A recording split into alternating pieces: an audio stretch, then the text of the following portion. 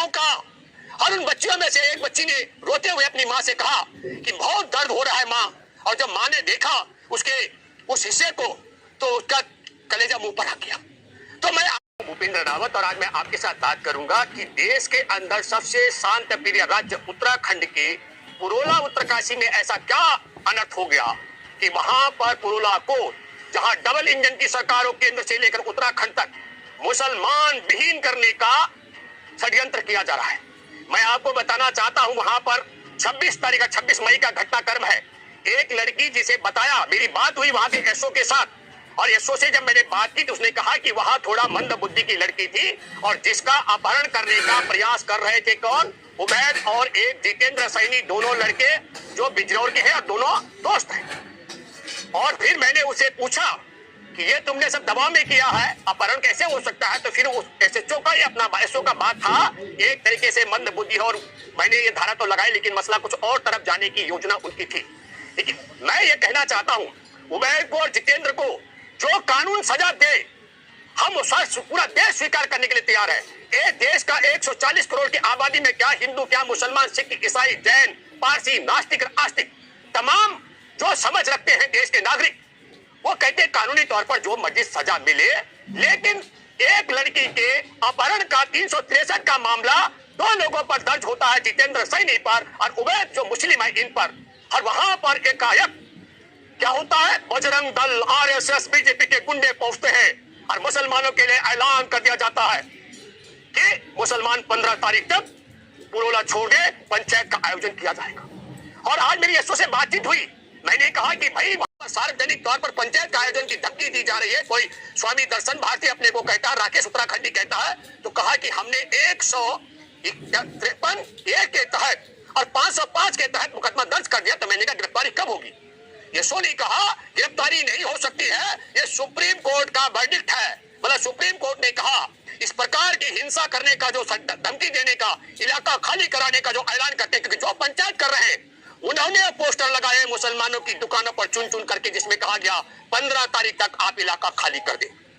तो मैं एक आपके साथ, आपके माध्यम से कुछ सवाल मेरे मन में है।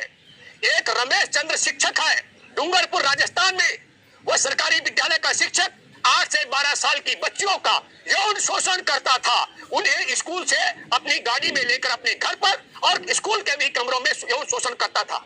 जो 8 से 12 साल की लड़कियां उसके भय और दर्द के कारण असहाय महसूस करती थी, स्कूल जाने से कतराती थी, उनके माँ बाप डांट फटकार के उन बच्चों को भेजते थे। और उन बच्चियों में से एक बच्ची ने रोते हुए अपनी माँ से कहा कि बहुत दर्द हो रहा है माँ, और जब माँ ने देखा उसके उस हिस्से को तो उसका कलेजा मुंह पर आ गया। तो मैं आपके माध्यम से जानना चाहता हूं देशवासियों, जितेंद्र सैनी के साथ उमैद खान का होना एक बच्चे की लड़की के अपहरण के मामले में, तो पुरोला से सारे मुसलमानों को भगाने का ऐलान कर देना, तो क्या ये नहीं होना चाहिए हमारे देश में? ये भेदभाव वाला है या हमारे देश की व्यवस्था है कि अगर कोई एक मुसलमान गलती करे तो पुरोला के सारे मुसलमानों को दंडित किया जाना चाहिए? तो क्यों नहीं डूंगरपुर के जिस शिक्षक ने, रमेश चंद्र ने, हिंदू रमेश चंद्र का मैं जिक्र कर रहा हूं, 8 से 12 साल की बच्चियों का, एक गांव की 10 बच्चियां उजागर हुई हैं, उनका यौन शोषण किया लंबे समय तक, तो क्यों नहीं उमैद की तरह तमाम प्राथमिक विद्यालयों से हिंदू शिक्षकों को निकाला जाना चाहिए, ताकि देश में किसी भी बच्ची का यौन शोषण ना हो सके। मैं आपके माध्यम से जानना चाहता हूं, हमारे देश में आश्रम स्थापित कर चुके, आश्रम चलाने वाले आसाराम, राम रहीम बलात्कार हत्या के मामले में सजा भुगत रहे हैं। तो इसका मतलब है कि देश के अंदर जहां जहां आश्रम चल रहे हैं उन सब आश्रमों पर ताले क्यों नहीं लगा देने चाहिए, ताकि आश्रमों में बलात्कार होना बंद हो जाए। ये देश उस ओर जा रहा है क्या? हमारे देश का, मैं उत्तराखंड का जिक्र करता हूं, उत्तराखंड में सितंबर 2022 का एक लड़की अंकिता भंडारी, भाजपा का वहां पर रिजल्ट है विनोद आर्य का, और उसका बेटा पुलकित आर्य दिवस कर रहा था। उस बेटी को किसी वीआईपी, जो सुना जा रहा सूत्रों के मुताबिक भारतीय जनता पार्टी का कोई बड़ा नेता, उसको परोसा जाना था, उस बेटी ने मना किया और मना करने पर उसकी हत्या कर दी गई। तो क्यों नहीं उत्तराखंड के एक रिजल्ट को जो भाजपाइयों का है उन पर ताले लगा देने चाहिए, ताकि उत्तराखंड की बेटियों को वैश्यवृत्ति के धंधे में धकेलने की परंपरा बंद हो जाए। हमारे देश का डीआरडीओ का निदेशक प्रदीप करुणकर पाकिस्तानी एजेंट, और पाकिस्तानी एजेंट होने के साथ साथ वो हमारे देश में सावरकर का भक्त, संघ का प्रचारक रह चुका है, हर पाकिस्तानी एजेंट है। तो जब एक पाकिस्तानी एजेंट हमारे देश के डीआरडीओ के निदेशक पद पर रहकर पाकिस्तान के लिए जासूसी करता है, तो क्यों नहीं देश में जहां जहां देश की सुरक्षा और हिफाजत के लिए जो संस्थान बने हैं, उन सारे संस्थानों में जो भी आरएसएस के लोग हैं उन्हें हटा देना चाहिए, क्योंकि क्या गारंटी है कि वो प्रदीप करुलकर की तरह देश के साथ गद्दारी नहीं कर रहे होंगे। मैं आपके माध्यम से जानना चाहता हूं, आपसे मैं अपील करता हूं, हमारे देश के गुजरात के मुख्यमंत्री रहते हुए देश के नरेंद्र मोदी ने एक गुजराती बेटी का अपहरण कराया था, अपने कमरे में रखा उसे मुख्यमंत्री आवास के अंदर 2 दिन।